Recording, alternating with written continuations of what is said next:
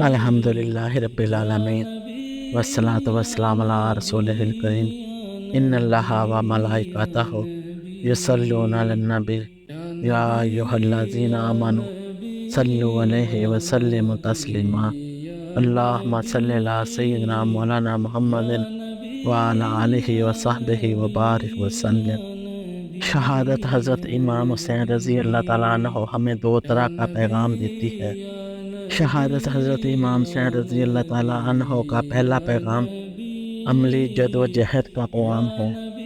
محبت حسین، تعلق حسین اور نسبت حسین رضی اللہ تعالیٰ عنہ کو رسمی نہ رہنے دیا جائے، بلکہ اسے عمل، حال اور حقیقت میں بدل دیا جائے، اسے حقیقی زندگی کے طور پر اپنایا جائے۔ یہی نسبت اور تعلق ہمارا اوڑھنا بچھونا ہو۔ اسی نسبت اور تعلق کو حقیقی زندگی بنانے کا مطلب یہ ہے کہ یہ پہچان لیا جائے کہ یزیدی کردار کیا ہے اور حسینی کردار کیا ہے۔ یزید نے اسلام کا کھلا انکار نہیں کیا تھا اور نہ ہی بتوں کی پوجا کی تھی، مسجدیں بھی مسمار نہیں کی تھیں۔ وہ اسلام کا نام لیتا تھا، بیعت بھی اسلام پر لیتا تھا۔ وہ یہ بھی کہتا تھا کہ نماز پڑھتا ہوں۔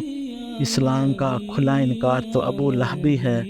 یزیدیت یہ ہے کہ اسلام کا نام بھی لیا جائے اور اسلام سے دھوکہ بھی کیا جائے، اسلام کا نام بھی لیا جائے، امانت میں خیانت بھی کی جائے، نام اسلام کا لیا جائے اور آمریت مسلط کی جائے، اپنے سے اختلاف کرنے والوں کو کچلا جائے اور اسلام کے مقدس نام کو پامال کیا جائے۔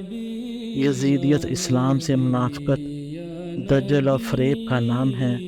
اسلامی نظام کے ساتھ دھوکہ کرنے، ایمانتوں میں خیانت کرنے، بیت المال میں خیانت کرنے اور قومی ذرائع اور دولت کو عیش و عشرت پر خرچ کرنے کا نام یزیدیت ہے۔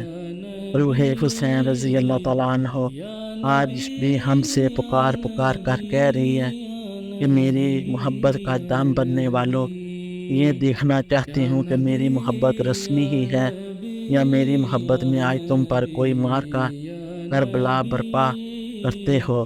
میں دیکھنا چاہتی ہوں کہ میری محبت میں آج تم پھر وقت کے یزیدوں کو لڑکاتے ہو یا نہیں۔ روح حسین رضی اللہ تعالیٰ عنہ آج پھر دریائے فرات کو رنگین دیکھنا چاہتی ہے، آج پھر ایک نیا مارکا کربلا برپا ہوتا دیکھنا چاہتی ہے اور تمہارے صبر و استقامت کا امتحان لینا چاہتی ہے۔ روح حسین رضی اللہ تعالیٰ عنہ دیکھنا چاہتی ہے کہ کون اسلام کا جھنڈا سر بلند کرتے ہوئے تن من دھن کی بازی لگاتا ہے، کون ہے جو مجھ سے حقیقی پیار کرتا ہے۔ شہادت امام حسین رضی اللہ تعالیٰ عنہ کا سبق یہ ہے کہ دیکھو کیا تمہارے دور کے حکمران اسلام کا نام لینے میں مخلص ہیں، کیا وہ اسلامی نظام کو نافذ کرنے اور برپا کرنے میں مخلص ہیں؟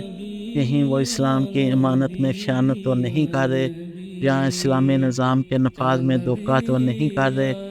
اگر وہ اسلام کا نام لیتے بھی ہیں اور منافقت اور دجل و فریب بھی کرتے ہیں کہ جان لو کہ ان کا کردار یزیدیت کا کردار ہے، حسینیت کا تقاضا ہے۔ جہاں جہاں تمہیں یزیدیت کے کردار کا نام و نشان نظر آئے، حسینی لشکر کے غلام اور فرد بن کر یزیدیت کے بتوں کو پاش کرنا تمہارا فرض ہے۔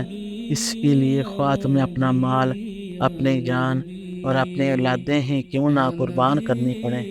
اہل ایمان کے لیے شہادت حضرت امام حسین رضی اللہ تعالیٰ عنہ کا دوسرا پیغام امن کا پیغام ہے۔